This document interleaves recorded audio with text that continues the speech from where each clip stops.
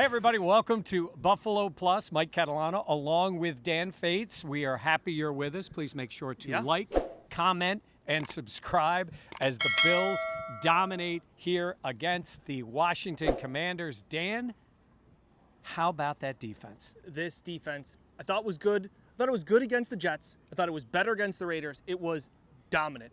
And there was a lot of talk, and I was one of them, worried about the Commanders' front four. Dominated the Bills' front four was the story of this game. 9 sacks, 5 turnovers, just a complete beatdown by the Bills here in Washington. Let's give Sean McDermott some credit, right? He took over as defensive coordinator. A lot of talk about how he would handle that. I know it's early. It's only 3 games in. But this is the type of defense fans want to see, right? A type of defense that just takes the ball away. Not only takes the ball away, I think they learned a little something from the Jets, not only offensively, which we can get into. Sean McDermott was talking about the Jets defense, said they don't do much schematically. They just fly around. That's what I'm seeing out of this Bills defense, flying around. Yeah, they're sending Terrell Bernard, which we'll get to a little bit.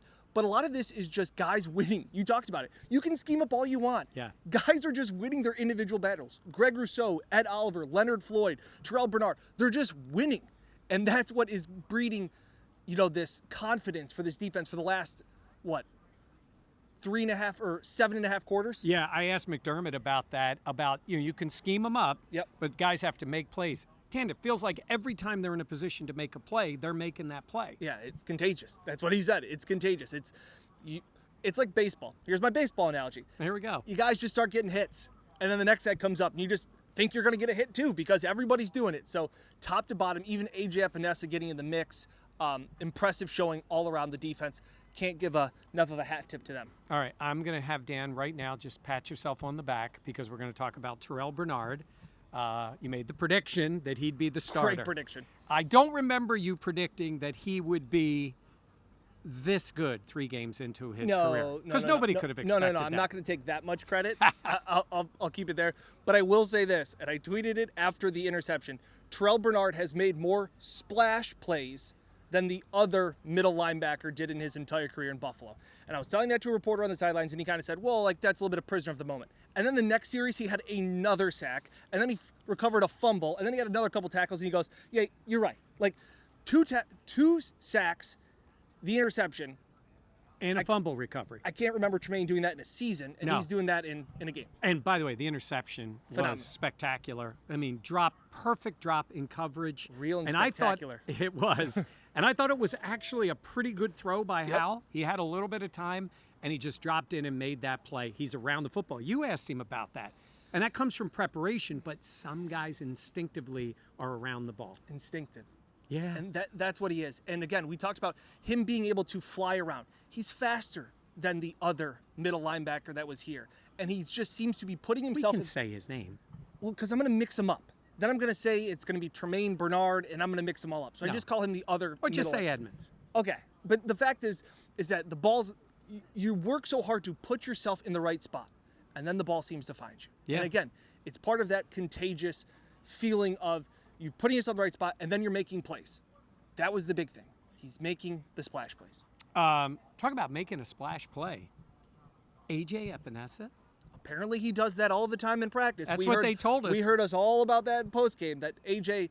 apparently tips balls and catches them all the time in practice. This was something that they worked on, knowing that Sam Howell would probably hold on to the ball a little bit too long as a young quarterback. Kind of pats it. They knew that they were on that, as well as said Sam's a little bit of the shorter guy. Yeah. Which I thought was funny, as A.J. and Greg are massive human beings. Well, that is true. And also, it's a bit of fundamentals for a pass rusher to get those hands up. Agreed. And it sounds easy. You're rushing the quarterback, but in your normal rush, you don't have your hands up. There is that moment where you're not getting to the quarterback. Agreed. Hands up. Greg Rousseau, all 11 foot of him, did it last week against the Raiders. Huge play. And then not only does A.J. make the play, but he takes it to the house. Yeah, unbelievable. He said it's first time, he said, as of now, it's the best play and it's the highlight of his NFL career. He was quick to say, right now it is, so far. It's the kind of play that gets you a new contract. It's the kind of play that gets you some more playing time. Let's start there. Okay, I'm just throwing it out there. Okay. Tre'Davious White. I said on the Buffalo Plus podcast, You did. Trey's been really good. I want to see a Trey White play. And I gave credit, certainly, to Garrett Wilson on that touchdown against Correct. the Jets. Trey was there, didn't make it. This was a heck of a play he made for the interception. They went at him a little bit. Yeah. We said, and we talked about it about our 5 players yesterday. We said that Trey needed to make a Trey play, and he did just that. Huge stop. This defense, we'll get to the whole picture. It's a shutout. Trey played great. The fact of the matter is that the defense made big plays. The 4th down stop, to get the stop on 3rd and goal from the 1 to push him back to the 2, which pretty much kind of sent the message that they weren't going to run it again. So you kind of took that out of their playbook. But phenomenal stop there, and then as well as Trey in the red zone as well. All right. So you mentioned the shutout. It's a Look, shutout. Ron Rivera is a former NFL player, has been a coach in this league. Yep. Sean McDermott respects him as much as anybody in the league. That was embarrassing to kick a field goal down 37-0. What does that prove? I mean, everybody knows a guy can make the field goal. Are you really thinking that this isn't a de facto shutout It's anyhow? a shutout. It's a shutout. I've rarely seen one so blatantly obvious to just avoid a 0 on the scoreboard. This felt like a college game because there was a ton of Bills fans. Right. There was a ton of Bills fans on this side of the stadium, and there was their Commanders fans on that side. And the crowd was booing so hard. And then it was the quiet claps of, we didn't get shut out. You got shut out, Commanders. Oh, the Bills man. pitched a phenomenal shutout in every sense of the word. 3 points does not take that away. I've never seen that in the final, especially from a veteran guy. Yeah. I don't know, I don't know how much his team Yeah. cares about it. Maybe he feels for Sam Howell, but I just thought it was, I'd say, embarrassing for them. We're talking about Terrell Bernard. I mean, you Yeah. could throw a dart at anybody on the defense, and they played a phenomenal game, in my opinion. Jordan Poyer made some tackles. Micah Hyde had an interception. Ed Oliver's not getting enough attention for Yeah. how dominant he is in that interior. A couple of the runs that the Commanders had early 3rd quarter when they started to run the ball kind of Right. well, I'm looking around, and Ed Oliver's not on the field. Yeah. It's not Ed, and it wasn't Rousseau. And I'm sitting there going, those guys, I've said it before, they need to be playing all the snaps, as many snaps as they can, because that is the best front that they have. Add in Leonard Floyd, who was playing through an ankle injury, was still phenomenal. I just thought every single player on that defense was phenomenal. Yeah. And by the way, in a few weeks, Von Miller will be back. Yeah. So you can add that to it. What'd you think of Josh Allen today? I loved it.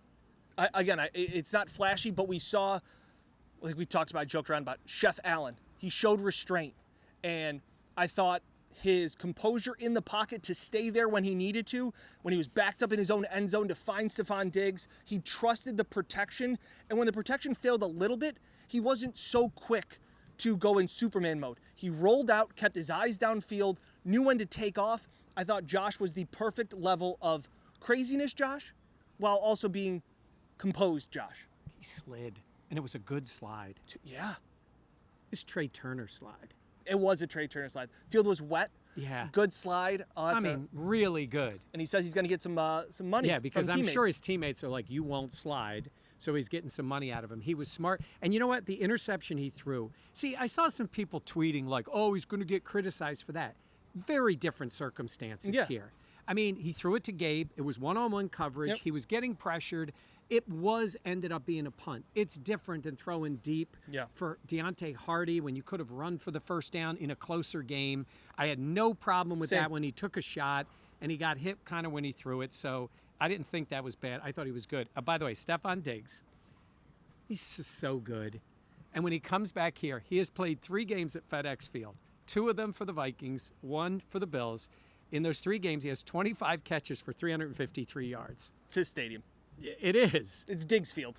Yeah, it's back here in, what do they call it, the DMV, right? Yeah. Yeah. Landover. Gorgeous stadium. Yeah. So he's just been so good, and it's almost like you just take it for granted. And all the pregame stuff, if you haven't seen it, go on to the Buffalo Plus Twitter page or my Twitter page or X's page.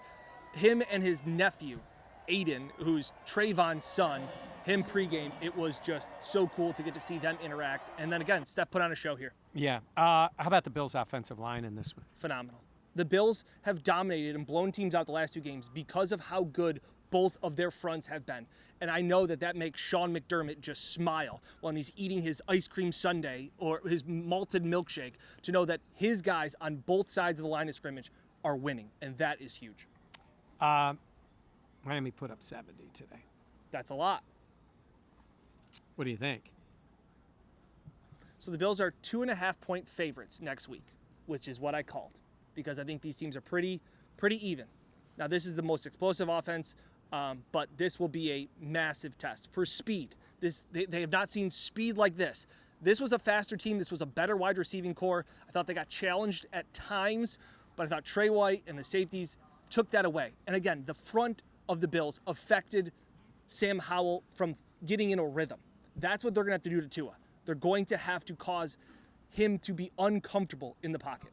And my last takeaway on this game is they got Miami coming up. There's plenty of tough games on the schedule. They're all tough in the NFL.